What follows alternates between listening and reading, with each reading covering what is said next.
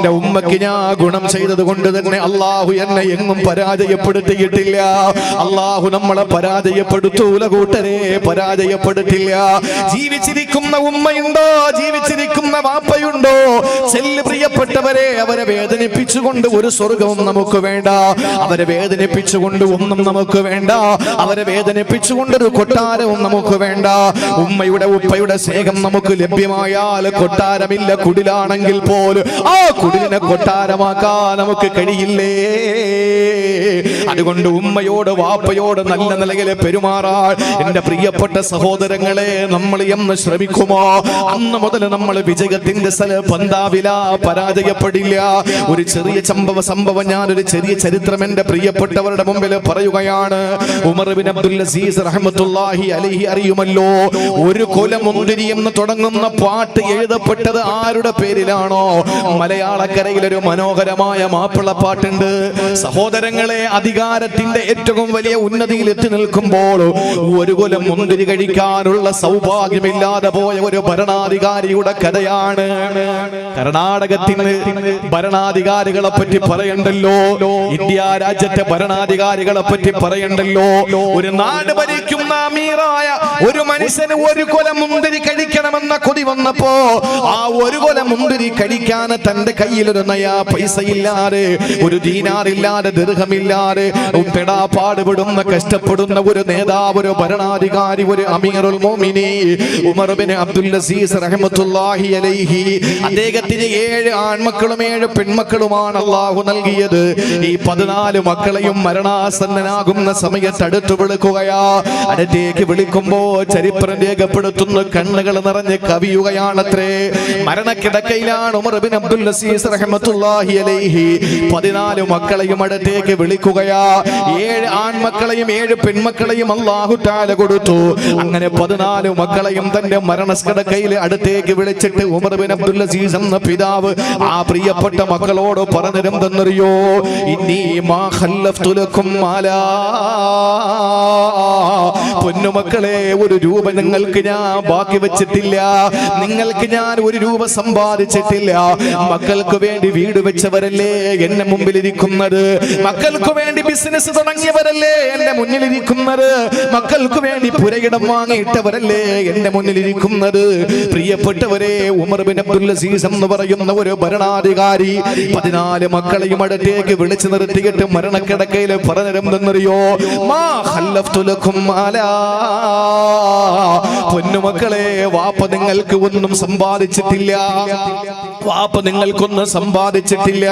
പക്ഷേ ഞാൻ നിങ്ങളെ വെറും അനാഥത്വമാക്കിയിട്ട് ഞാൻ പോകുന്നില്ല.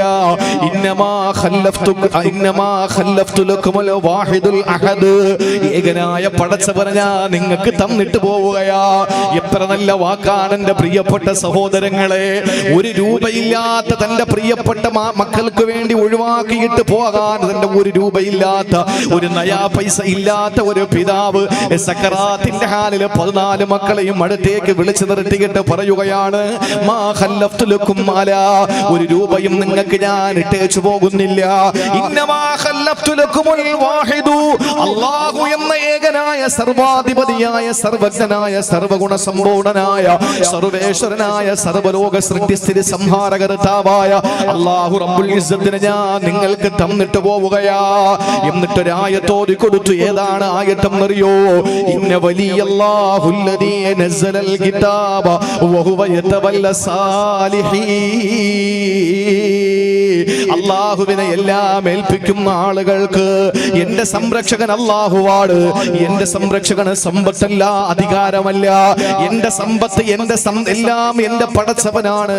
എന്റെ ജീവിതവും എന്റെ മരണവും എന്റെ ശ്വാസവും എല്ലാം എന്റെ പടച്ചവനാണ്. എന്റെ ജീവിതവും എന്റെ ജനനവും എന്റെ മരണവും എല്ലാം എന്റെ പടച്ചവനാണ്.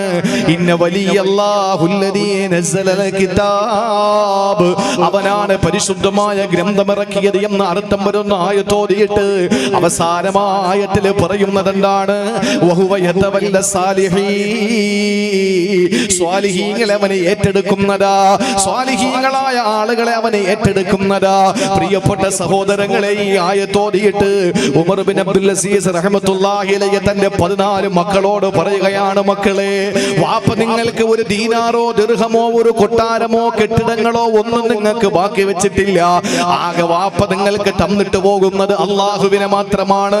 നിങ്ങൾ വഴിപ്പെടുന്നവരായ പടച്ചവൻ നിങ്ങളെ നോക്കിക്കൊള്ളും. കാരണം അല്ലാഹു പറഞ്ഞത് ഇന്ന വലിയല്ലാഹുല്ലദീ നസ്സലൽ കിതാബ വഹുവ യതവല്ല സാലിഹീൻ എന്നാണ്. അവന് സ്വാലിഹീങ്ങളെ ഏറ്റെടുക്കും, ഒരു പ്രശ്നവുമില്ലെന്ന് അല്ലാഹു തന്നെ പറഞ്ഞല്ലോ. അതുകൊണ്ട് പൊന്നുമക്കളെ, നിങ്ങൾ സാലിഹീങ്ങളായാൽ അല്ലാഹു നിങ്ങളെ ഏറ്റെടുത്തോളും. പക്ഷേ നിങ്ങൾ പടച്ചവനെ വഴിപ്പെടാത്ത ധിക്കാരികളായ മക്കളായി മാറിയാൽ, നിങ്ങൾ അല്ലാഹനെ വഴിപ്പെടുന്നില്ലെങ്കിൽ പൊന്നുമക്കളെ, എനിക്കൊന്നും പറയാനില്ല. എനിക്ക് നിങ്ങളോട് ഒന്നും തന്നെ പറയാനില്ല. നിങ്ങൾ നന്നായ നിങ്ങൾക്ക് കൊള്ളാമെന്ന വാപ്പയുടെ വസിയത്തുണ്ടല്ലോ, ആ 14 മക്കളും അനുസരിച്ച് സുബ്ഹാനല്ലാഹ്. പണ്ഡിതന്മാര് പറയുകയാണ്, വകാന അബ്നാഉഹു മിൻ അഗ്നൽ അഗ്നിയാ. ആ കാലഘട്ടത്തിലെ ഏറ്റവും വലിയ കോടീശ്വരന്മാരായി 14 മക്കളും മാറിയെന്ന് എന്റെ പ്രിയപ്പെട്ട സഹോദരങ്ങളെ ചരിത്രത്തിൽ കാണാ. ഒരു നിമിഷം ഒന്ന് ചിന്തിക്കണേ ചെറുപ്പക്കാരാ, ഇതാരുടെ കഥയാണ് പറയുന്നത്? എല്ലാ സ്വത്തും കള്ളു കുടിച്ചും പെണ്ണ് പിടിച്ചും പലിശയ്ക്ക് കൊടുത്തും നശിപ്പിച്ചു പോയ ഒരു പിതാവ് തന്റെ മക്കളെ വിളിച്ചു നിർത്തിയിട്ട് പറഞ്ഞതല്ല. പിന്നെയോ അള്ളാഹുവിനെ ഭയപ്പെട്ടുകൊണ്ട് സാത്വികമായ ജീവിതം നയിച്ചു പോയ ഒരു സാത്വികനായ പിതാവ് തന്റെ പ്രിയപ്പെട്ട മക്കളെ മരണക്കിടക്കയിൽ അടുത്തേക്ക് വിളിച്ചിട്ട് പറഞ്ഞു, പൊന്നുമക്കളെ, നിങ്ങൾ 14 പേരാ. ഈ 14 പേര് നല്ല നിലയിലാണ് ജീവിക്കുന്നതെങ്കിൽ അല്ലാഹു പറഞ്ഞിട്ടുണ്ട് വഹുവ യതവല്ല സ്വാലിഹീൻ, നിങ്ങളെ ഏറ്റെടുത്തോളാമെന്ന്. അതുകൊണ്ട് നിങ്ങൾ നല്ല പോലെ ജീവിക്കണേ മക്കളെ എന്ന് മാതാപിതാക്കൾക്ക് അല്ലെങ്കിൽ ഒരു പിതാവിന്റെ ഉപദേശം ഏറ്റുവാങ്ങിയ പ്രിയപ്പെട്ട 14 മക്കൾ ആ നാട്ടിലെ കോടീശ്വരന്മാരായി മാറിയെന്ന ചരിത്രം രേഖപ്പെടുത്തുമ്പോൾ, സാമ്പത്തികമായി നിങ്ങൾ എങ്ങും പരാജയപ്പെട്ടു പോകില്ല. സാമ്പത്തികമായി എവിടെയും തകർച്ച നിങ്ങൾക്ക് വരില്ല. ഉമ്മ പറയുന്നതനുസരിച്ചാ, വാപ്പ പറയുന്നതനുസരിച്ചാ ഒരു സ്ഥലത്ത് നമ്മൾ പരാജയപ്പെട്ടു പോകില്ല. നമ്മൾ ഏതൊരു കാര്യത്തിനിറങ്ങുമ്പോഴും നമ്മുടെ വാപ്പയോ നമ്മുടെ ഉമ്മയോ പറയുകയാണ്, മക്കളെ അത് വേണ്ട, അത് ചെയ്യണ്ട എന്ന് പറഞ്ഞാൽ, പ്രായം വന്ന എവർക്കെന്താ ഇങ്ങനെ, പുതുലോകമല്ലേ, പുതിയ ലോകമല്ലേ, ഇവർക്ക് എന്തറിയാമെന്ന് പറഞ്ഞിട്ട് വാപ്പയും ഉമ്മയും അവഗണിച്ചുകൊണ്ട് അതിലേക്ക് നീ ഇറങ്ങിച്ചെന്നാൽ താൽക്കാലികമായി ലാഭങ്ങൾ നിന്നെ തേടിയെത്തിയെന്ന് വരും. പക്ഷേ അവസാന പരാജയത്തിന്റെ പടുകുഴിയിലാണ്. ഇനി അഥവാ നിന്റെ പ്രിയപ്പെട്ട ഉമ്മയും നിന്റെ ഉപ്പയും പറയുകയാ, പൊന്നുമോനെ നീ ധൈര്യമായിട്ട് ഇറങ്ങിക്കോ, ഞങ്ങൾ നിനക്ക് ദുആ ചെയ്യാമെന്ന് വാപ്പയോ ഉമ്മയോ അതിൽ 2 പേരുമോ പറഞ്ഞു കഴിഞ്ഞാൽ, സഹോദരാ, താൽക്കാലികമായ നട്ടങ്ങൾ നിന്നെ തേടി വന്നെങ്കിലും ഒരു നാൾ അല്ലാഹു നിന്നെ പരാജയപ്പെടുത്തില്ല. സാമ്പത്തികമായി നീ ഏറ്റവും വലിയ ഉന്നതിയിൽ നിന്ന് ഉന്നതിയിലേക്ക് എത്തിച്ചേരുമെന്ന് അല്ലാഹുവിന്റെ പരിശുദ്ധമായ ഖുർആൻ, വലം യജ്അൽനി ജബ്ബാറൻ സഖിയാ. ഒരു ഘട്ടത്തിൽ നമ്മൾ പരാജയപ്പെട്ടു പോകില്ല. ഉമ്മയുടെയും ഉപ്പയുടെയും ആ അനുഗ്രഹം നമ്മുടെ ജീവിതത്തിൽ ഉണ്ടായാൽ, നിങ്ങൾ പരിശോധിച്ചു നോക്കേണ്ട പ്രിയപ്പെട്ടവരെ, ഏതൊക്കെ മഹാന്മാർ അവരുടെ മഹത്വത്തിന്റെ ഉന്നതങ്ങളിൽ എത്തിച്ചേർന്നിട്ടുണ്ടോ, അതിന്റെ പിന്നിലൊക്കെ ഉമ്മയുടെയും ഉപ്പയുടെയും ദുആയാണ്. അല്ലാഹു ഉമ്മയുടെയും ഉപ്പയുടെയും ദുആകളിൽ നമുക്ക് സ്ഥാനം നൽകട്ടെ. ഉമ്മയുടെയും ഉപ്പയുടെയും പ്രാർത്ഥനകളിൽ നമുക്ക് അല്ലാഹു ഇടം നൽകട്ടെ. ഉറക്കം വരുന്ന ഉറക്കം വരുന്നില്ലല്ലേ? നമ്മുടെ ഉമ്മയും നമ്മുടെ ഉപ്പയും ഉള്ളപ്പോ നമുക്കിതൊന്നും അറിയാൻ പറ്റില്ല. അവരുടെ മരണശേഷം നമുക്ക് എന്തെങ്കിലും ഒരു പ്രയാസം വരുമ്പോൾ, വിദേശത്ത് നിൽക്കുന്ന മകൻ വരാൻ പോവാൻ ഗൾഫിൽ നിന്ന് വിളിച്ചു പറഞ്ഞു, കോവിഡൊക്കെയാണ്, എന്തായിരുന്നാലും നോക്കി നിന്നിട്ട് കാര്യമൊന്നുമില്ല, ഞാൻ അങ്ങോട്ട് വരാൻ പോവാൻ. ഈ പ്രതിസന്ധി ഘട്ടത്തിലും പെങ്ങന്മാര് പറയും, ഞങ്ങൾക്ക് മൊബൈലും കാര്യങ്ങളൊക്കെ വാങ്ങിക്കൊള്ളണം എന്ന് അവര് പറയും. ഭാര്യ ഇഷ്ടപ്പെടുന്ന വസ്ത്രം അത് നേരത്തെ കൂട്ടി തന്നെ പറഞ്ഞിട്ടുണ്ടാവും, അത് വാങ്ങിക്കൊണ്ടുവരാൻ പറയും. വാപ്പ വിളിക്കുമ്പോ പറയുന്നത്, നീ ഇപ്പൊ ഇങ്ങോട്ട് വന്നാ എങ്ങനെയാടാ, തിരിച്ചു പോകാൻ പറ്റിയില്ലെങ്കിലോ? വാപ്പ അങ്ങനെ ആയിരിക്കും പറയുന്നത്.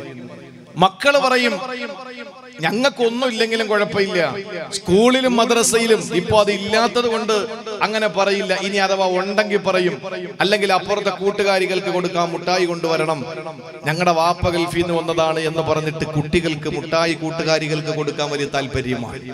മക്കള് മുട്ടായി ചോദിക്കും, ഭാര്യ ഇഷ്ടപ്പെട്ട വസ്ത്രം ചോദിക്കും, പെങ്ങന്മാര് അവരുടെ വീട്ടു സാധനങ്ങൾ ചോദിക്കും. വാപ്പ നീ തീർത്തു വരികയാണോ, ഇനി എപ്പോഴാ തിരിച്ചു പോകുന്നത് എന്നൊക്കെ ചോദിക്കുമ്പോഴും പ്രിയപ്പെട്ട ഉമ്മ ഗൾഫിൽ നിന്ന് വന്ന ആ മകനോട് ചോദിക്കുന്നത് മോൻ വല്ലതും കഴിച്ചോ എന്നായിരിക്കും, നീ വല്ലതും കഴിച്ചോ എന്നായിരിക്കും. ആ ഉമ്മയ്ക്ക് വേറെ ഒന്നും വേണ്ട. നമ്മുടെ ജീവിതത്തിൽ നമ്മുടെ പ്രിയപ്പെട്ട ഉമ്മ ഈജിപ്തിൽ ഒരു പരീക്ഷ നടന്നു. ഈജിപ്തിൽ ഒരു പരീക്ഷ നടന്നു. ഉമ്മയെ പറ്റി ഒരു വരി ഉത്തരം എഴുതിയ ഒരു കുട്ടിക്കാണ് ഫസ്റ്റ് പ്രൈസ് കിട്ടിയത്. ഒരു പേജ് ഉമ്മയെ പറ്റി എഴുതിയവർക്ക് 2ാം സ്ഥാനം. 2-3 പേജ് എഴുതിയ ആളുകളുണ്ട്, അവർക്കൊക്കെ 2-3 സ്ഥാനമാണ്. പക്ഷേ ഒരൊറ്റ വരി എഴുതിയ ഈജിപ്തിലെ ഒരു ബാലന് 1ാം സമ്മാനം കിട്ടി. ഉമ്മയെ പറ്റി എഴുതാൻ പറഞ്ഞതാണ്. എന്താ എഴുതിയെന്നറിയോ? ആ കുട്ടി എഴുതിയത് ഉമ്മി മാതത് വമാത മഅഹ കുല്ലു ശൈ. എന്റെ ഉമ്മ മരിച്ചു, ഒപ്പം എല്ലാം മരിച്ചു. ആ കുട്ടി വേറെ ഒന്നും എഴുതിയിട്ടില്ല, ഉമ്മയില്ലാത്ത കുട്ടിയാണ്. ആ കുട്ടി എഴുതി എന്റെ ഉമ്മ മരിച്ചുപോയി, പക്ഷേ എന്റെ ഉമ്മ മരിച്ചതോടുകൂടി എന്റെ എല്ലാം മരിച്ചുപോയി, ഇനി എനിക്കൊന്നുമില്ല, ലോകം തന്നെ എനിക്കില്ലാതെയായി എന്നെഴുതിയ അനാഥ ബാലന് 1ാം സമ്മാനം കിട്ടിയത് ഉമ്മയ്ക്ക് എത്രയും മഹത്വമുള്ളത് കൊണ്ടാണ്. ആ ഉമ്മയെ നമ്മൾ ഇന്ന് എവിടാണ് ആക്കിയിരിക്കുന്നത്? എവിടെയാ നമ്മുടെ പ്രിയപ്പെട്ട ഉമ്മയെ നമ്മൾ കൊണ്ടുവന്നാക്കിയിരിക്കുന്നത്? എന്റെ പ്രിയപ്പെട്ട സഹോദരങ്ങളെ, നമ്മൾ ജീവിതത്തിൽ നമ്മുടെ പ്രിയപ്പെട്ട ഉമ്മയെ വാപ്പയെ അർഹിക്കുന്ന ആദരവ് നമ്മൾ കൊടുത്തിട്ടില്ല. അള്ളാഹു നമ്മളെ കാത്തുരക്ഷിക്കട്ടെ. നിങ്ങൾക്കറിയോ, ഉമ്മയോടുള്ള ഉപ്പയോടുള്ള സ്നേഹത്തിന്റെ പാരമ്യത വിളിച്ചു പറയുന്ന ഏറ്റവും വലിയ ഒരു നല്ല ഒരു സന്ദേശം ഞാൻ നിങ്ങളോട് പങ്കുവെക്കുകയാണ്. വേറൊന്നുമല്ല, ഒരു പിതാവ്, ആ പ്രിയപ്പെട്ട പിതാവ് താവൂസ് റളിയല്ലാഹു തആല അൻഹു പറയുകയാണ്, 4 മക്കളുള്ള ഒരു പിതാവാണ്. ആ പിതാവ് രോഗം ബാധിച്ചു മരിക്കാൻ കിടക്കുന്ന സമയത്ത് 4 മക്കളെ അല്ലാഹു തആല ജീവിതത്തിൽ നൽകി. ആ 4 മക്കളുടെ ഉപ്പ മരിക്കാൻ കിടക്കുകയാണ്. അതിൽ ഒരു മകന് വന്നിട്ട് 3 സഹോദരങ്ങളോടും പറയുകയാണ്, പ്രിയപ്പെട്ട സഹോദരങ്ങളെ, 3 ആങ്ങളമാരോട് 3 ബ്രദേഴ്സിനോട് പറയുകയാണ്, എന്റെ പ്രിയപ്പെട്ട സഹോദരങ്ങളെ, എന്റെ പ്രിയപ്പെട്ട ഉപ്പ, നമ്മുടെ ഉപ്പ, ഞാൻ നിങ്ങളോട് ഒരു ഓഫർ വെക്കുകയാണ്. ഞങ്ങളുടെ ഉപ്പായ മരിക്കുന്നത് വരെ നോക്കാൻ നിങ്ങളാണ് നോക്കുന്നതെങ്കിൽ ഉപ്പയുടെ ഒന്നും എനിക്ക് വേണ്ട, അനന്തരം എനിക്ക് വേണ്ട. അതല്ല, എനിക്ക് മരിക്കുന്നത് വരെ ഉപ്പാനെ നോക്കാനുള്ള അനുവാദം നിങ്ങൾ തന്നാൽ അനന്തര സ്വത്തിൽ നിന്ന് എനിക്കൊരു നയാ പൈസയും വേണ്ട. ഇനി അതല്ല, നിങ്ങൾ ഉപ്പ എനിക്ക് വിട്ടുതരില്ല. നിങ്ങളാണ് ഉപ്പയെ നോക്കുന്നതെങ്കിൽ നിങ്ങൾ നോക്കിക്കോ, പക്ഷെ നിങ്ങൾക്ക് അനന്തര സ്വത്തിൽ നിന്ന് ഒന്നും എടുക്കാൻ പാടില്ല. ആ സ്വത്ത് മുഴുവനും ഞാൻ എടുക്കും, സമ്മതമാണോ എന്ന് ചോദിക്കുന്നു.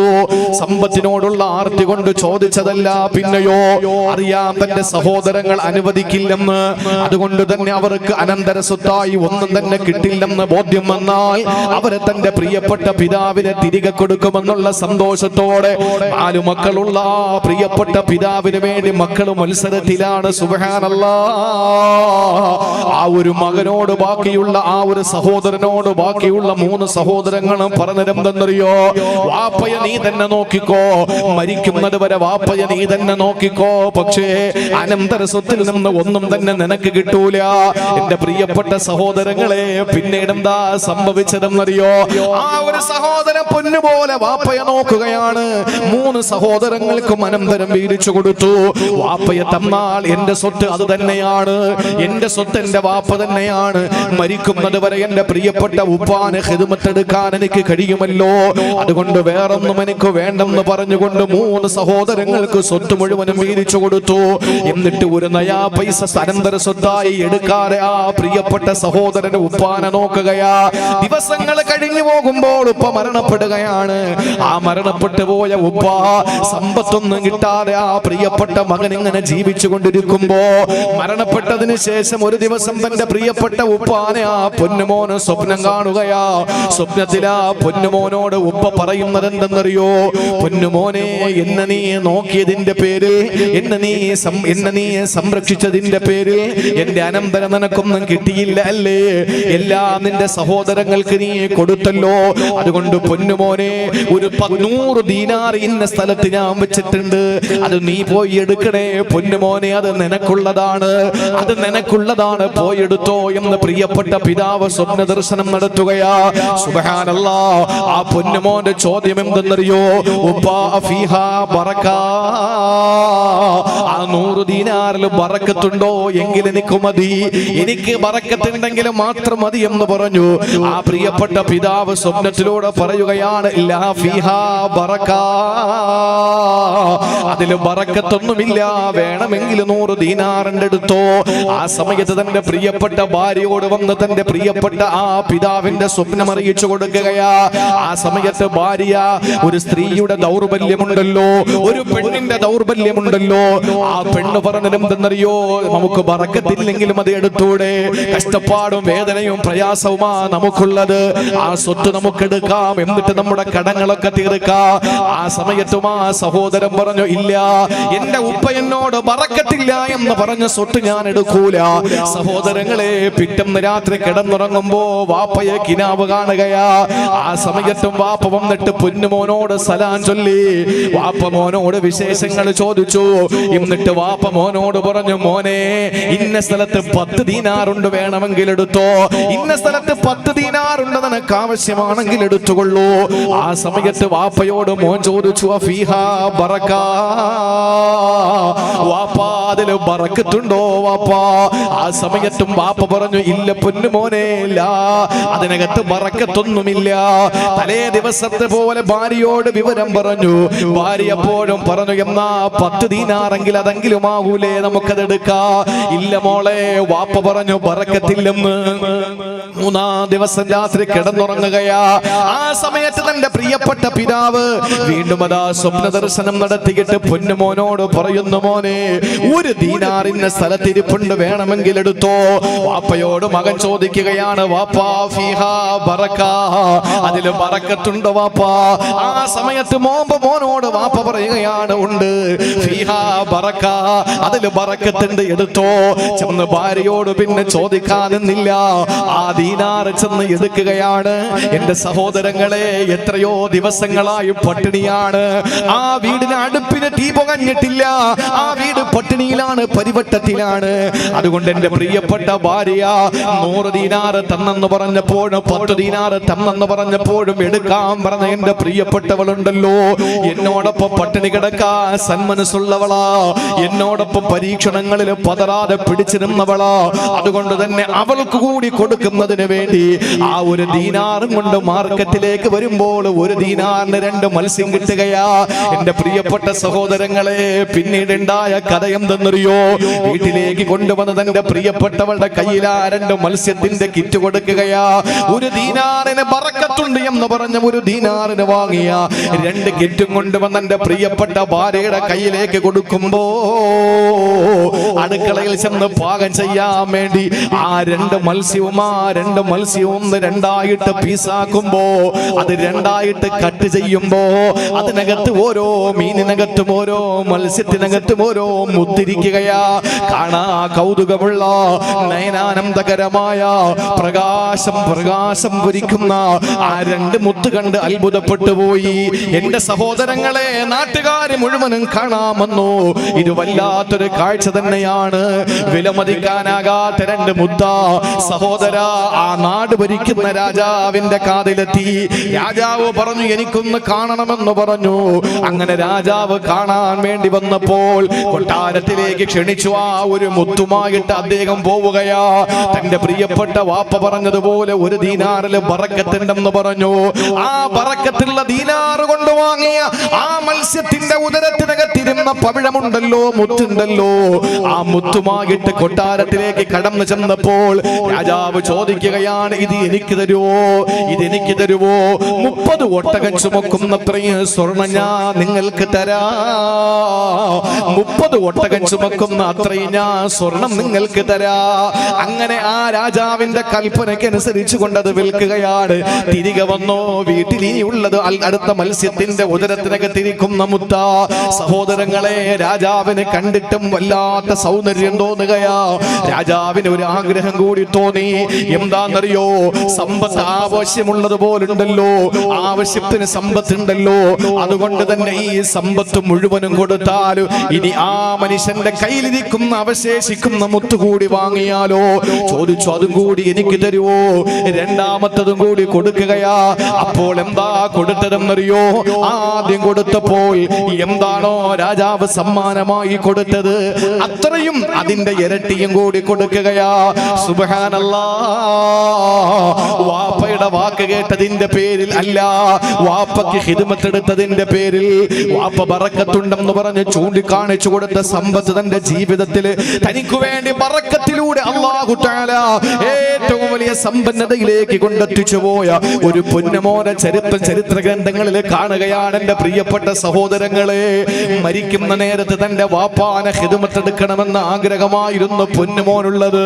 ഇന്നത്തെ മക്കൾ പറയുന്നത്, വാപ്പായ ഞാൻ നോക്കിക്കൊള്ളാം, പക്ഷേ സ്വത്ത് മുഴുവനും എനിക്കാണ്. അല്ലെങ്കിൽ നിങ്ങളെ വാപ്പായ നോക്കിക്കോ, സ്വത്ത് നിങ്ങൾ തന്നെ എടുത്തോ. ഇതല്ലേ നമ്മുടെ കാലഘട്ടത്തിലെ മക്കൾ പറയുക. എന്നാൽ ആ മക്കൾ പറഞ്ഞത് അങ്ങനെയല്ല.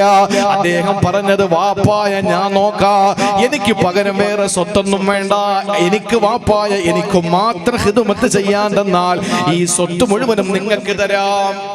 സ്വത്ത് മുഴുവനും നിങ്ങൾക്ക് തരാം, വാപ്പയെ നോക്കുന്ന ജോലി എനിക്ക് തരണം.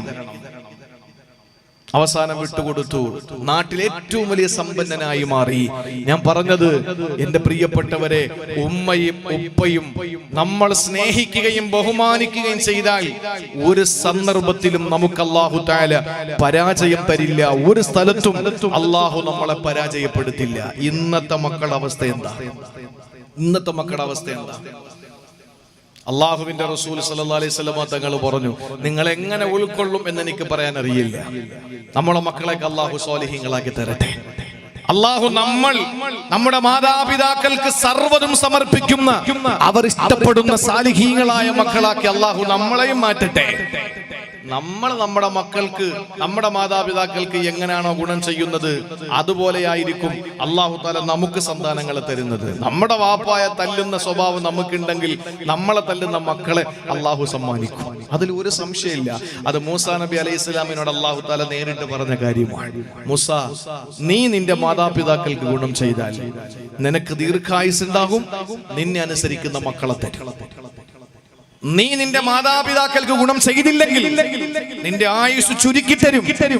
ആ കുറഞ്ഞ ആയുസിൽ നിന്നെ ധിക്കരിക്കുന്ന സന്താനങ്ങളെയും തരും. അല്ലാഹു കാത്തുരക്ഷിക്കട്ടെ. ഇന്നത്തെ മക്കളുടെ അവസ്ഥ അഷ്റഫുൽ ഖൽഖ് സല്ലല്ലാഹു അലൈഹി വസല്ലം തങ്ങൾ പറഞ്ഞു, യഅതി അലന്നാസി സമാൻ, ഒരു കാലം വരാനുണ്ട്, ഒരു കാലം വരാനുണ്ട്. ഏത് കാലമെന്നറിയോ? ലഅയ്യുറബ്ബി അഹദുകും ജർവ കൽബിന ഖൈറുൽ ലഹു മിൻ അയ്യുറബ്ബി വലദാ. ദൈലമി റിപ്പോർട്ട് ചെയ്ത ഹദീസാണ്. ഇതിന്റെ അർത്ഥം ഞാൻ പറയണോ? ഇന്നത്തെ മക്കളുടെ അവസ്ഥ നേരത്തെ പറഞ്ഞത്, വാപ്പായ നോക്കാനുള്ള അവസരം എനിക്ക് തന്നാൽ മതി, സ്വത്തൊക്കെ നിങ്ങൾ എടുത്തോളെ.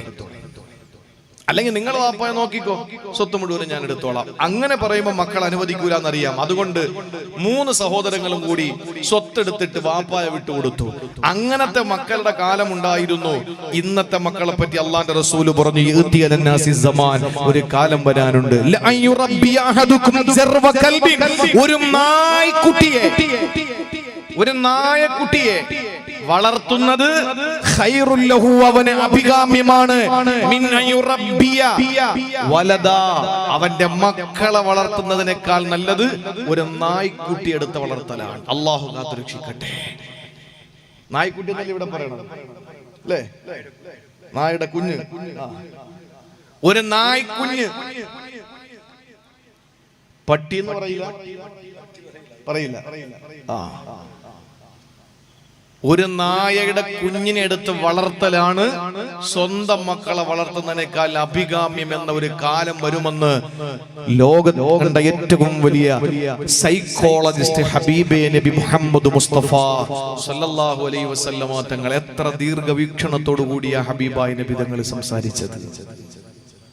വീട്ടിൽ കയറ്റാതെ വാപ്പയും ഉമ്മയും പെരുവഴിയിലാക്കുന്ന മക്കളെ വളർത്തുന്നതിനേക്കാൾ നല്ലതല്ലേ ഒരു നായ?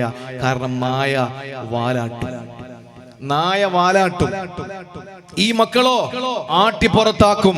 അങ്ങനെ ഒരു സന്താനങ്ങളുടെ കാലം വരാനുണ്ട് എന്ന് പറഞ്ഞത് ഈ കാലഘട്ടമാണോ? അങ്ങനെയാണ് നമുക്ക് തോന്നുക.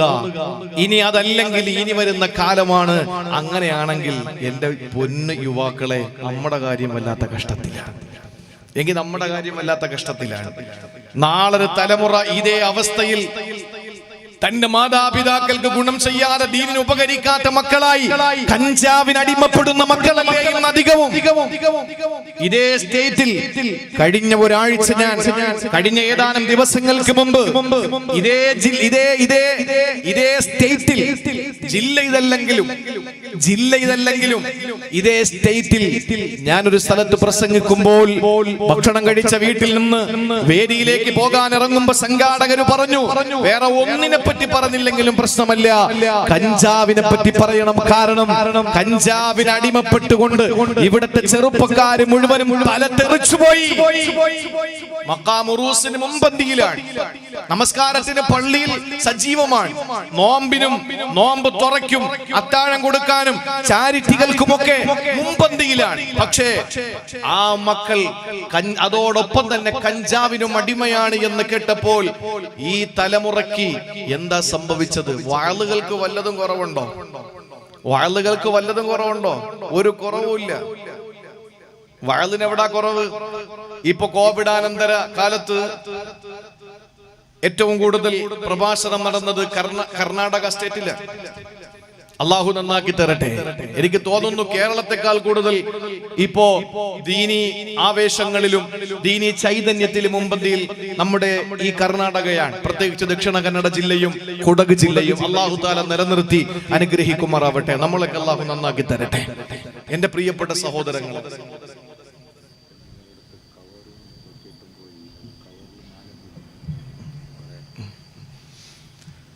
അള്ളാഹു നമ്മളെ നന്നാക്കി തരട്ടെ. അതുകൊണ്ട് ഞാൻ പറയാൻ, എന്റെ പ്രിയമുള്ള സഹോദരങ്ങളെ, നമ്മുടെ ഉപ്പയും ഉമ്മയും ഉണ്ടെങ്കിൽ എങ്ങനെയൊക്കെ സ്നേഹിക്കാൻ പറ്റുമോ, എങ്ങനെയൊക്കെ അവരെ ബഹുമാനിക്കാൻ പറ്റുമോ, എങ്ങനെയൊക്കെ അവരെ കെയർ ചെയ്യാൻ പറ്റുമോ, അതൊക്കെ ചെയ്തോളി. ഒരു മനുഷ്യൻ വന്നിട്ട് ഒരു മഹാന്റെ മുമ്പിൽ നിന്നിട്ട് പറഞ്ഞു, നമ്മളൊക്കെ പറയുന്ന എങ്ങനെയാണ്, എന്താ പറയുന്നത്? 2-3 മക്കളുള്ള ആളാണെങ്കിൽ, 2-3 ബ്രദേഴ്സ് ഉള്ള ആളാണെങ്കിൽ പറയും, ഉമ്മ ഇപ്പം എന്റെ കൂടെ, ഉമ്മ എന്റെ കൂടെയാണ്. നമ്മൾ പറയുന്നതിൽ വേറെ തെറ്റൊന്നുമില്ല. ഉമ്മപ്പ എന്റെ കൂടെയാണ്. കഴിഞ്ഞ ആഴ്ച അനുജന്റെ കൂടെയായിരുന്നു, അതിന് മുമ്പത്തെ ആഴ്ച പെങ്ങളെ കൂടെയായിരുന്നു എന്നൊക്കെ നമ്മൾ പറയും. ആ മഹാൻ ഏതോ ഒരു വലിയ ഭീകരമായ തെറ്റ് ചെയ്തവനെ പോലെ ആ മനുഷ്യനെ ശകാരിച്ചിട്ട് പറഞ്ഞു, അങ്ങനെ പറയരുത്. ഉമ്മ ഇപ്പൊ എന്നോടൊപ്പമാണ് എന്ന ഒരു വാക്ക് നിന്റെ വായിൽ നിന്ന് ഇനി വരരുത്. നീ പറയണം, ഈ ആഴ്ച ഞാൻ ഉമ്മയോടൊപ്പമാണ്. കഴിഞ്ഞ ആഴ്ച പെങ്ങൾ ഉമ്മയോടൊപ്പമായിരുന്നു. അതിന് മുമ്പത്തെ ആഴ്ച എന്റെ ബ്രദർ ഉമ്മയോടൊപ്പമായിരുന്നു. ഈ ആഴ്ച അൽഹംദുലില്ലാ ഞാൻ എന്റെ ഉമ്മയോടൊപ്പമാണ്. അല്ലാതെ ഉമ്മ എന്നോടൊപ്പമാണ്, കഴിഞ്ഞ ആഴ്ച ഉമ്മ പെങ്ങളോടൊപ്പം എന്ന് പറഞ്ഞാൽ ഈ ഒരു എന്താണ്, പാസഞ്ചറിനെ പോലെ, ഒരു വിസിറ്റിംഗ് പ്രൊഫസറെ പോലെ, അല്ലെങ്കിൽ എന്റെ സഹോദരങ്ങളെ ഒരു ടൂറിസ്റ്റിനെ പോലെ ഉമ്മ അവിടെ, അടുത്ത ആഴ്ച ഇവിടെ. അങ്ങനെയല്ല, നമ്മൾ ഉമ്മയോടൊപ്പമാണ്. എനിക്ക് ആ ഭാഗ്യം കിട്ടിയെന്ന് പറയണമെന്ന മഹാൻ ആ മനുഷ്യനെ തിരുത്തി കൊടുത്തെങ്കിൽ, എന്റെ പ്രിയപ്പെട്ട സഹോദരങ്ങളെ, ഏറ്റവും വലിയ അത്ഭുതമായി ഒരു ഹദീസ് നിങ്ങളോട് ഞാൻ പറയട്ടെ. കേട്ട ഹദീസാണ്, ഒരുപാട് കേട്ടിട്ടുള്ള ഹദീസാണ്. ഒരുപക്ഷേ മാതാപിതാക്കളുടെ കാര്യം പറയുമ്പോൾ മാതാവിന്റെ ഗുണം ഗുണങ്ങൾ എണ്ണി പറയുമ്പോൾ ഏറ്റവും കൂടുതൽ നമ്മൾ കേൾക്കുന്ന ഒരു ഹദീസാണ് അൽ ജന്നത്തു തഹത അഖദാമിൽ ഉമ്മഹാത്ത്. അൽ ജന്നത്തു തഹത അഖദാമിൽ ഉമ്മഹാത്ത്. ഉമ്മയുടെ കാൽച്ചുവട്ടിലാണ് പടച്ചതമ്പുരാന്റെ സ്വർഗ്ഗമെന്ന്, ഉമ്മയുടെ കാൽച്ചുവട്ടിലാണ് അല്ലാഹുവിന്റെ സ്വർഗ്ഗമെന്നുള്ള ഹദീസ് നമ്മൾ കേട്ടവരല്ലേ സഹോദരങ്ങളെ? ഈ ഹദീസ് മനനം ചെയ്യാത്ത ആരായി സദസ്സിലുള്ളത്? ഈ ഹദീസ് കേൾക്കാത്ത ഏതെങ്കിലും ഒരു കൊച്ചുകുട്ടി ഈ സദസ്സിലുണ്ടോ? ഇല്ല. അൽ ജന്നത്തു തഹത അഖദാമിൽ ഉമ്മഹാത്ത്. ഉമ്മയുടെ കാൽച്ചുവട്ടിലാണ് സ്വർഗ്ഗമെന്ന് പറഞ്ഞാൽ എന്റെ പ്രിയമുള്ള സഹോദരങ്ങളെ, നമുക്ക് അല്ലാഹു വെച്ചിരിക്കുന്ന സ്വർഗ്ഗം ആകാശ ലോകങ്ങൾക്കപ്പുറത്തല്ല, മറിച്ച് നമ്മുടെ വീട്ടിനകത്ത് കിടക്കുന്ന നമ്മുടെ പ്രിയപ്പെട്ട ഉമ്മയുടെ കാലിന്റെ ചുവട്ടിലാണ് എന്ന അർത്ഥത്തിലല്ല. അല്ലാഹുവിന്റെ സ്വർഗ്ഗം ഒരു പെണ്ണിന്റെ കാൽ ചുവട്ടിലടിയിലാണ് എന്ന് പറയുമ്പോ അവന്റെ സ്വർഗ്ഗത്തെ പറ്റി അവൻ തന്നെ അവന്റെ പ്രവാചകന്റെ നാവിലൂടെ പറഞ്ഞതെന്താണ്? അല്ലാഹുവിന്റെ റസൂൽ സ്വർഗ്ഗത്തെ പറ്റി വിശദീകരിച്ച് പറഞ്ഞതെന്താണ്? ആ ഒരു കണ്ണും കണ്ടിട്ടില്ലാത്ത നയനാനന്ദകരമാണ്. ഇന്ന് വരെ ഒരു കണ്ണും കണ്ടിട്ടില്ലാത്ത നയനാനന്ദകരമാണ്, ഒരു കാതും കേട്ടിട്ടില്ലാത്ത കർണാനന്ദകരമാണ്, ഒരു ഹൃദയത്തിലും ഉദിച്ചിട്ടില്ലാത്ത ഹൃദ്യമാണ്. ഇതാണ് സ്വർഗ്ഗത്തെ പറ്റി അല്ലാഹുവിന്റെ റസൂൽ പരിചയപ്പെടുത്തിയത്. ആരാണ് സ്വർഗ്ഗം കണ്ടിട്ടുള്ളത്? ആരാണ് സ്വർഗ്ഗം കണ്ടിട്ടുള്ളത്? നമ്മൾ പറയുമല്ലോ, സ്വർഗ്ഗത്തിന്റെ ചിത്രം കണ്ട് മരിക്കാനുള്ള തൗഫീഖ് നൽകണേ അല്ലാഹ്. നമ്മൾ ദുആ ചെയ്യുന്നത് അങ്ങനെയാണ്. ഇതുവരെ ആരെങ്കിലും ദുആ ചെയ്തോ? പടച്ചവനെ, സ്വർഗ്ഗത്തിന്റെ ഫോട്ടോ കണ്ട് എനിക്ക് ഉറങ്ങാൻ പറ്റണേന്ന് ഇല്ല. കാരണം ആരും അങ്ങനെ ദുആ ചെയ്യില്ല. അറിയാം, അങ്ങനെ സ്വർഗ്ഗത്തെ പറ്റി സ്വപ്നം കാണാൻ നമുക്ക് കണ്ണുകൾക്ക് കഴിയില്ല. കാരണം സ്വർഗ്ഗത്തെ പറ്റി നമ്മളെ കണ്ടാൽ നേരം വെളുത്ത് എഴുന്നേക്കണ്ടേ സഹോദരാ? സ്വർഗ്ഗം കണ്ടാ പിന്നെ എഴുന്നേക്കാൻ കഴിയില്ല, നമുക്ക് താങ്ങാൻ പറ്റൂല. അത്ര കരുണാനന്ദകരമാണ്, അത്ര കൗതുകമാണ്, അത്ര പ്രോജ്വല പ്രഭയാ, അത്ര ചാച്ചുല്യതയാണ്, അത്ര നയനാനന്ദ മനോഹരമാണ്. ആ സ്വർഗ്ഗം കണ്ട് മരിക്കാൻ നിങ്ങൾക്ക് ഭാഗ്യം തരണമെന്ന് പറയുന്നത്, മരിക്കുന്ന സമയത്ത് നമ്മുടെ കണ്ണുകൾക്ക് അല്ലാഹു തആല കഴിവ് കൂട്ടി തരികയാണ്. ഫബസറുകൽ യൗമ ഹദീദ്, ഫബസറുകൽ യൗമ ഹദീദ്. നമ്മുടെ കണ്ണുകൾക്ക് അല്ലാഹു മൂർച്ച കൂട്ടി തരികയാ. ആ സമയത്തെ നമുക്ക് അല്ലാഹുവിന്റെ സ്വർഗ്ഗം കാണാൻ കഴിയോ? അങ്ങനെ പടച്ചവന്റെ സ്വർഗ്ഗത്തെ ഒരു കണ്ണും കണ്ടിട്ടില്ലാത്ത ഏറ്റവും നയനാനന്ദകരമെന്ന് വിശേഷിപ്പിക്കുമ്പോ, ഒരു കാതും ഇന്ന് വരെ കേട്ടിട്ടില്ലാത്ത കർണാനന്ദകരമെന്ന് വിശേഷിപ്പിക്കുമ്പോ, ഒരു ഹൃദയത്തിലും ഇന്ന് വരെ ഉദിക്കാത്ത ഹൃദ്യമാണെന്ന് വിശദീകരിക്കുമ്പോ, ചുരുക്കത്തിൽ ആ സ്വർഗ്ഗമെന്ന് പറയുന്നത് ഒരു അത്ഭുതമല്ലേ? അത്ഭുതമല്ലേ? അതുപോലെ നിന്റെ ഉമ്മയും നിനക്ക് അത്ഭുതമാണ്. നിന്റെ ഉമ്മയും നിന്നെ അത്ഭുതപ്പെടുത്തുന്ന ഒന്നാണ്. നിന്റെ ഉമ്മയും നിന്റെ വാപ്പയും നിന്റെ അത്ഭുതമാണ്. ലോകത്തെ ചുരുളഴിയാത്ത സമസ്യയാണ് വാപ്പയും ഉമ്മയും എന്ന അർത്ഥത്തിലാണ് പ്രിയപ്പെട്ടവരെ ചില ഉലമാക്കൾ അതിന് അർത്ഥം കൊടുത്തിട്ടുള്ളത്. വേറൊന്നുകൂടി ഞാൻ പറഞ്ഞോട്ടെ, ഈ ലോകത്ത് ഒന്നേ ഒന്ന് മാത്രമുള്ളതേതാ? ലോകത്ത് ഒന്നേ ഒന്ന് മാത്രമുള്ളതേതാ? ഏതാണ്? രണ്ടാമതൊന്നില്ല. ഒന്ന് മാത്രമുള്ള ഏതാണ്? ലോകത്ത് ഒന്ന് മാത്രമുള്ളത്. പടച്ചോനെ അതും അറിയില്ല. ലോകത്ത് ഒന്ന് മാത്രമുള്ളത് ഏതാ? അല്ലാഹു.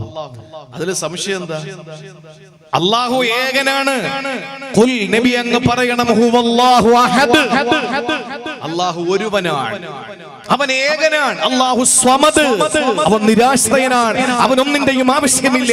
ഉണ്ടോ? ഈ കോവിഡ് കാലഘട്ടത്തിൽ അറബി കോളേജുകൾ പൂട്ടപ്പെട്ടില്ലേ? യതീംഖാനകൾ പൂട്ടപ്പെട്ടില്ലേ?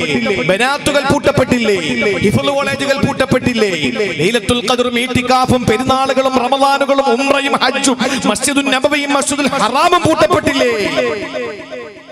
എന്നിട്ട് അല്ലാഹുവിന് എന്തെങ്കിലും കുറവുണ്ടായിരുന്നോ? ഇതൊന്നും ലോകത്തില്ലായിരുന്നല്ലോ. ദർസ് ഉണ്ടായിരുന്നോ? മദ്രസ ഉണ്ടോ? ഹിഫ്ള് ഉണ്ടോ? ബനാത്ത് ഉണ്ടോ? പള്ളികൾ പൂട്ടിയില്ലേ? പെരുന്നാൾ ഉണ്ടായിരുന്നോ? ഒരു ബലി പെരുന്നാളും ഒരു ചെറിയ പെരുന്നാളും. ഹജ്ജ് തദ്ദേശീയരെ കൊണ്ട് പൂർത്തീകരിച്ചില്ലേ?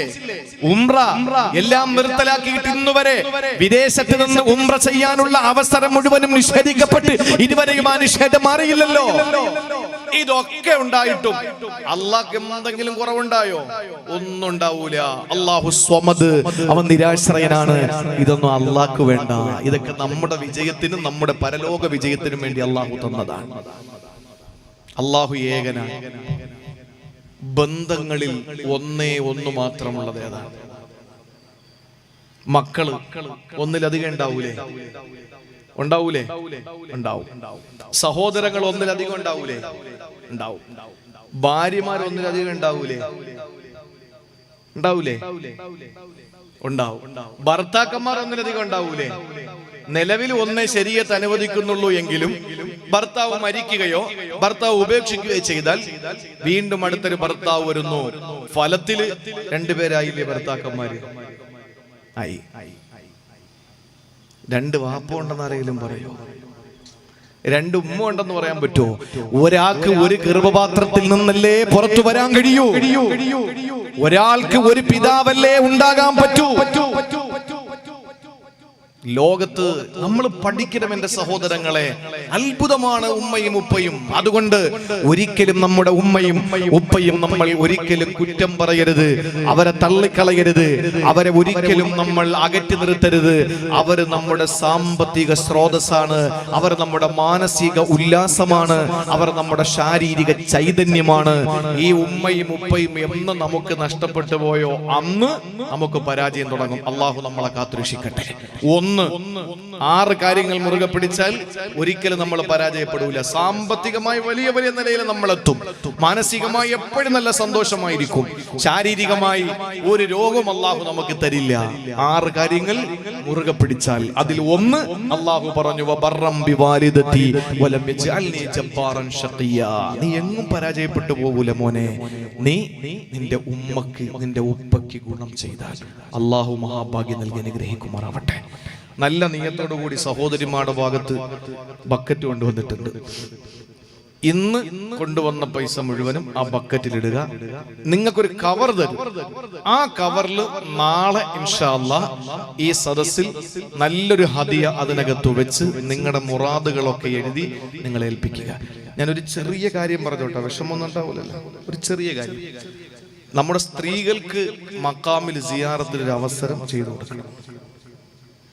ഒരു സൗകര്യം ചെയ്തു കൊടുക്കണം. ഒരു മറയോ എന്തെങ്കിലും വെച്ച് സ്ത്രീകൾക്ക് ഒരു പ്രത്യേക സൗകര്യം ചെയ്തു കൊടുക്കണം. പുരുഷന്മാരും സ്ത്രീകളും ഒരുമിച്ച് കൂടി കലർന്ന് വഅലിനെ നമ്മൾ 2 സ്ഥലത്തിരുത്തിയിട്ട് മക്കാമിനകത്ത് അത് അനുവദിച്ചു കൊടുക്കരുത്. കാരണം ആ മഹാനുഭാവന്റെ റൂഹ് വിങ്ങി പൊട്ടുകയാണ്. ഒരിക്കലും നമുക്ക് അത് അനുവദനീയമല്ലാത്തത് കൊണ്ട് തന്നെ അള്ളാഹു എന്നെന്ന് നിലനിർത്തി അനുഗ്രഹിക്കുമാറാവട്ടെ. ഈ നാടിന്റെ കെടാവിളക്ക്, ഈ നാടിന്റെ ചൈതന്യമാണ് ശംസുൽ ഉലമാ റഹ്മത്തുള്ളാഹി അലൈഹി. ഒരു കാലഘട്ടത്തിന്റെ നവോത്ഥാന നായകനായിരുന്ന ശംസുൽ ഉലമാ റഹ്മത്തുള്ളാഹി അലൈഹി മഹാനവറുകൾ, ഞാനിങ്ങോട്ട് വരുമ്പോ തങ്ങളുടെ പ്രസംഗത്തിന്റെ ഒരു ഭാഗം കേട്ടതാണ്. സമ്മതിച്ചു. ഇടയ്ക്കിടയ്ക്ക് അദ്ദേഹത്തെ സംബന്ധിച്ചിടത്തോളം ശംസുൽ ഉലമ ഒപ്പുവെച്ച ഒരു മക്കാം. ശംസുൽ ഉലമ ശരിയാണ്. ശംസുൽ ഉലമ ജീവിച്ചിരിക്കുന്ന ചില ആളുകളെ പറ്റി അവര് ശരിയല്ല എന്ന് പറഞ്ഞിട്ടുണ്ട്. മരണപ്പെട്ട ചില ആളുകളെ പറ്റി അവരുടെ പിന്നാലെ പോകരുതെന്ന് പറഞ്ഞിട്ടുണ്ട്.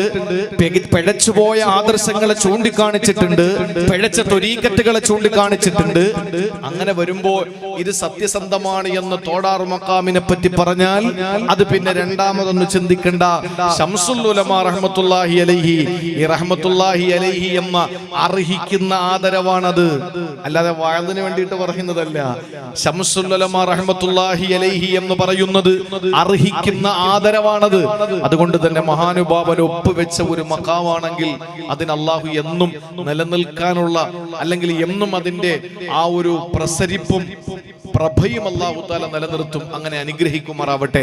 അതുകൊണ്ട് പ്രിയപ്പെട്ട സഹോദരങ്ങളെ, മാതാപിതാക്കളോടുള്ള ഗുണം, അവർക്കുള്ള ആ ഗുണം ചെയ്തു കൊടുക്കാൻ, അവരെ അനുസരിക്കാൻ, അവരെ സ്നേഹിക്കാൻ, അവരെ എല്ലാ നിലയിലും നമുക്ക് പിന്നെ പരിചരിക്കാനും സംരക്ഷിക്കാനും അവരെ എല്ലാ നിലയിലും അവർക്ക് പ്രൊട്ടക്ഷൻ നൽകാനും നമുക്ക് കഴിയണം. അല്ലാഹു അതിന് തൗഫീഖ് നൽകി അനുഗ്രഹിക്കുമാറാവട്ടെ. രണ്ടാമതായി അല്ലാഹു പറയുകയാണ്, 6 കാര്യങ്ങളാണ്. ചുരുക്കി ഞാൻ പറയാം സഹോദരങ്ങളെ, 1 മണിക്കൂർ പിന്നിടുമ്പോൾ രണ്ടാമതായി അല്ലാഹു തആല ഈ പരിശുദ്ധമായ ഖുർആനിലൂടെ ഒരിക്കലും നമ്മൾക്ക് പരാജയം സംഭവിക്കില്ല എന്ന് പറഞ്ഞ ഈ ജീവിതത്തിൽ നമുക്ക് പരാജയം തീരെ സംഭവിക്കാതിരിക്കാൻ മുറുകെ പിടിക്കാൻ അല്ലാഹു നമ്മളോട് പറഞ്ഞ രണ്ടാമത്തെ കാര്യമേതെന്നറിയോ? അതേ സൂറത്തു മറിയമിലൂടെ അല്ലാഹു പറയുകയാണ്, വലമ്മക്കും ബിദുആഇക റബ്ബി ശഖിയാ.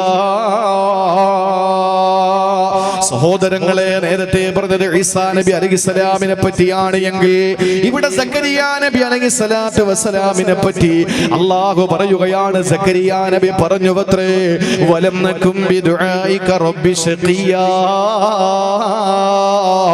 അല്ലാഹുവേ, നിന്നോട് ദുആ ചെയ്തതിന്റെ പേരിൽ ഞാൻ പരാജയപ്പെട്ടിട്ടില്ല.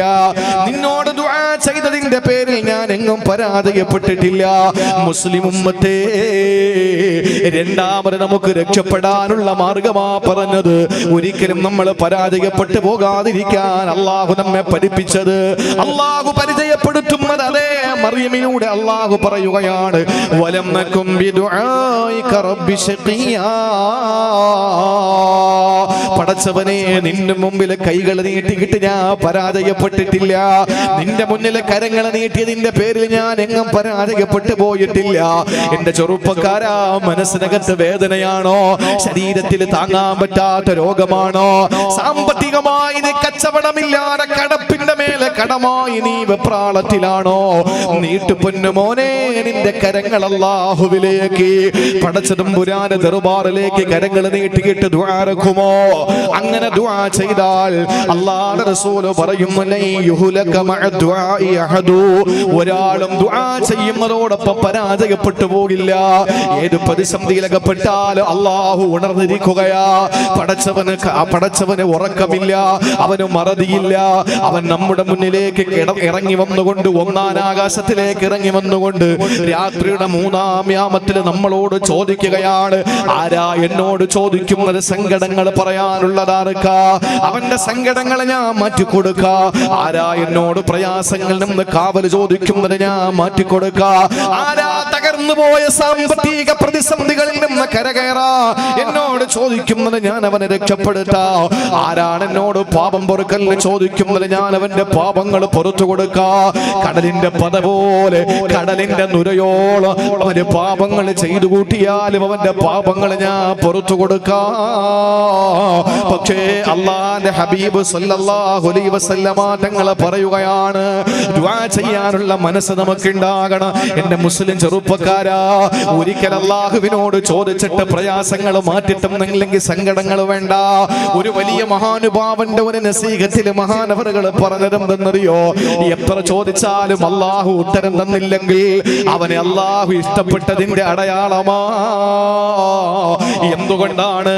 ഇപ്പൊ ഞാൻ അല്ലാഹുവിനോടൊരു കാര്യം ചോദിക്കുന്നു, പടച്ചവനെ, ഞാൻ കടക്കെണിയിലാണ്, എന്റെ കടം നീ മാറ്റി തരണമെന്ന് ഞാൻ ദുആ ചെയ്താൽ അല്ലാഹു എനിക്ക് എവിടെ നിന്നെങ്കിലും സാമ്പത്തികം നൽകിക്കൊണ്ട് എന്റെ കടം മാറ്റിയാൽ പിന്നെ ഞാൻ എന്റെ റബ്ബിനോട് കടം മാറ്റാൻ ദുആ ചെയ്യില്ലല്ലോ.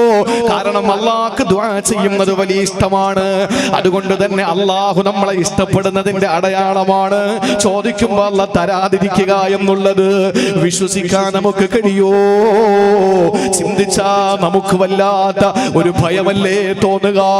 നമ്മൾ ചോദിക്കുമ്പോ ആ നിമിഷം അല്ലാഹു ഉത്തരം തന്ന നമ്മൾ പെട്ടെന്ന് തന്നെ ചോദ്യം അവസാനിപ്പിക്കുമല്ലോ.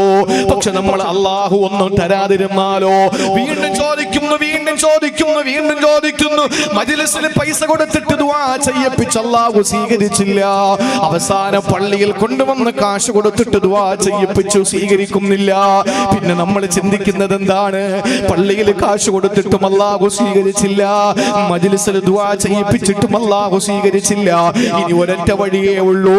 പാതിരാത്രി കിടന്നുറങ്ങുമ്പോൾ അലാറം വെച്ചൊന്ന് എഴുന്നേറ്റ് തഹജ്ജുദിന്റെ സമയത്ത് ഒളുവെടുത്തുകൊണ്ട് നമസ്കാരപ്പായ വിരിച്ച് എന്റെ റബ്ബ് ഞാനും മാത്രമായി ഒരു ആശയവിനിമയം നടത്തിയിട്ട് തഹജ്ജുദിന്റെ സമയത്ത് ഞാൻ എന്റെ റബ്ബിനോട് ചോദിക്കാം. ആ സമയത്ത് എഴുന്നേറ്റിരുന്ന് ചോദിക്കുമ്പോൾ അള്ളാഹു പെട്ടെന്ന് തരണമെന്നില്ല. എന്തുകൊണ്ടെന്നറിയോ സഹോദരങ്ങളെ, നാളെയും തഹജ്ജുദിനെ എഴുന്നേൽക്കാൻ അള്ളാഹ് ആഗ്രഹിക്കുകയാ. അത്രത്തോളം നമ്മളിൽ അള്ളാഹു സംതൃപ്തനാ. നേരെ മറിച്ച് സൃഷ്ടികളോടൊന്ന് ചോദിച്ചു നോക്ക്. ഇന്നലെ ഇവിടെ പ്രവാചകൻ 50,000 ചോദിച്ചു കൊടുത്തു, 10,000 ചോദിച്ചു കൊടുത്തു, 5,000 ചോദിച്ചു കൊടുത്തു. ഇന്നും വരുന്ന ആള് ചോദിക്കുകയാണ്, ആരാ 10,000 കൊടുക്കാനുള്ളത്? ഇന്നും ഒരു പക്ഷേ കൊടുത്തെന്നിരിക്കും. നാളെയാണെങ്കിൽ ദേഷ്യം വരുന്നു. എന്നും പിരിവാണോ, എന്നും പിരിവാണോ? നമ്മുടെ വീടിന്റെ മുമ്പിൽ വന്ന ഒരാള് കതകിന് മുട്ടുകയാണ്. നമ്മൾ കതക് തുറന്നപ്പോൾ സാധുവാണ്, ബലഹീനനാണ്, പാപിയാണ്. വല്ലാതെ പാപം തോന്നുന്നു. കണ്ടാൽ ഭക്ഷണം കഴിച്ചിട്ടില്ല, സങ്കടമാണ്. നമ്മൾ അയാൾക്ക് 500 രൂപ കൊടുത്തു. പിറ്റെന്നും അതേ സമയമായപ്പോൾ അയാള് കതകിന് മുട്ടുകയാ. നമ്മൾ കതക് തുറന്നപ്പോൾ ഇന്നലെ വന്ന അതേ ആള് തന്നെയാണ്. നമ്മൾ 100 രൂപ എടുത്തങ്ങ് കൊടുക്കുന്നു. 3-ാം ദിവസം കതകിന് മുട്ടുമ്പോൾ അതേ ആള് തന്നെയാ. നമ്മൾ ഒന്നും കൊടുക്കൂല, പാട്ടിപ്പായിപ്പിക്കുന്നു. 4-ാം ദിവസം വീണ്ടും വന്ന് കതകിന് മുട്ടുമ്പോൾ അയാളെ നമ്മൾ പടിയടച്ച് പിണ്ടം വെക്കുകയാ. ഇനി അവനെ വീട്ടിലേക്ക് കടന്നു വന്നാൽ നമ്മൾ ആക്രമിക്കുന്ന അവസ്ഥയിൽ നമ്മുടെ മനസ്സിനകത്ത് വല്ലാത്ത ഒരു അകൽച്ച തോന്നി പോകുന്നു. എന്നാൽ പടച്ചവൻ അങ്ങനെയല്ല. ഇന്ന് റബ്ബിനോടൊരു കാര്യം ചോദിച്ചാൽ അവന് നമ്മളോട് താല്പര്യം കൂടുകയാ. വീണ്ടും ചോദിച്ചാൽ വീണ്ടും താല്പര്യം കൂടുകയാ. അങ്ങനെ ചോദിച്ച് എപ്പോഴത്തോളം നമ്മൾ അള്ളാഹുവിനോട് ചോദിക്കുന്നുണ്ടോ? അല്ലാഹു യഗ്ലിബു ഇൻ തറക്ത സുആലഹു വതറബ്ന ആദമ ഹീന യുസ്അലു യഗ്ലിബു. അള്ളാഹുവിനോട് ചോദിക്കുന്തോറും നമ്മളോട് ഇഷ്ടം കൂടുകയാ. നേരെ മറിച്ച് പടപ്പുകളോട് ചോദിക്കുന്തോറും ദേഷ്യം കൂടിക്കൊണ്ടിരിക്കുകയാ. നമ്മുടെ പടച്ചവനും പടപ്പുകളും തമ്മിലുള്ള വ്യത്യാസം അതല്ലേ? അത് പ്രിയപ്പെട്ടവരോടാണെങ്കിലും നമ്മൾ എന്തെങ്കിലും ഒന്നിലധികം പ്രാവശ്യം ചോദിച്ചാൽ അവർക്ക് ദേഷ്യം വരൂലേ?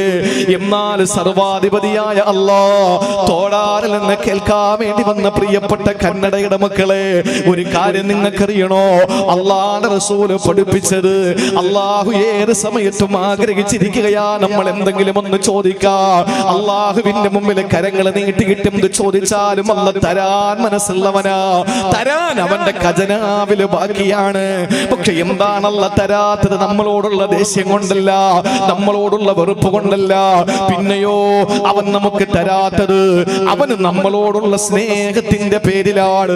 വീണ്ടും ചോദിക്കട്ടെ, കടയിൽ നിന്ന് മിഠായി വാങ്ങി വന്ന പൊന്നുമക്കളോട് അടുത്തെത്തുമ്പോൾ വാപ്പാ തരുവോ? ആ സമയത്ത് നമ്മൾ കൊടുത്തില്ല. എന്തുകൊണ്ടാണ്? നമ്മുടെ പ്രിയപ്പെട്ട മക്കളോട് നമ്മൾ പറയും ഒരു മുത്തം തരുവോ? എന്നാ തരാ. അങ്ങനെ ഓടി വന്ന് നമ്മുടെ കവിളത്ത് നമ്മുടെ പൊന്നുമക്കൾ മുത്തം തന്നു. ആ സമയത്ത് നമ്മൾ കൊടുക്കൂല. എന്നിട്ട് നമ്മൾ ചോദിക്കുന്നു ഒരു ഉമ്മ കൂടി തരുവോ? എന്നാ തരാ. അങ്ങനെ മക്കളെ രണ്ടാമത്തെ ഉമ്മ കൂടി തന്നു. നമ്മൾ കൊടുക്കുകയില്ല. വീണ്ടും പറയും ഇവിടെ തരുവോ, ഇവിടെ തരുവോ? എവിടെയെല്ലാം നമ്മുടെ അരുമ സന്താനത്തിൽ നിന്ന് ഉമ്മ വാങ്ങാൻ പറ്റുമോ, മുത്തം വാങ്ങാൻ പറ്റുമോ? അതെല്ലാം നമ്മൾ വാങ്ങിയിട്ടല്ലേ നമ്മൾ കൊടുക്കുക. ആദ്യമേ നമ്മുടെ പൊന്നുമക്കൾ ചോദിച്ചപ്പോൾ കൊടുക്കാത്തത് ദേഷ്യം കൊണ്ടാണോ? അല്ല, ആ മക്കളോടുള്ള നമ്മുടെ താല്പര്യത്തിന്റെ കൂടുതൽ കൊണ്ടല്ലേ. ഇതുപോലെയാണ് അള്ളാഹുവിനോട് ചോദിക്കുമ്പോൾ അല്ല തരാത്തത്. അല്ല ഒരിക്കലും ക്രൂരനല്ല. അള്ളാഹു ഒരിക്കലും ക്രൂരതയുടെ പര്യായമല്ല. ചോദിക്കുന്ന ആരെയും അല്ല തള്ളിക്കളയൂല. അതുകൊണ്ടാണ് പ്രിയപ്പെട്ടവരെ വിശുദ്ധ ഖുർആനിൽ അല്ലാഹു തആല മഹാനായ സക്കരിയ നബി അലൈഹിസ്സലാത്തു വസ്സലാമിനെ പറ്റിയിട്ടുള്ള പരാമർശത്തിൽ സക്കരിയ നബി അലൈഹിസ്സലാം അല്ലാഹുവിനോട് പറഞ്ഞ വാക്ക് പറഞ്ഞത് വലം നകും ബിദുആഇക റബ്ബി ശഖിയാ. പടച്ചവനെ, നിന്നോട് ചോദിച്ചതിന്റെ പേരിൽ എന്നും ഞാൻ പരാജയപ്പെട്ടിട്ടില്ല. ഒരിടത്തും ഞാൻ പരാജയപ്പെട്ടിട്ടില്ല റബ്ബേ.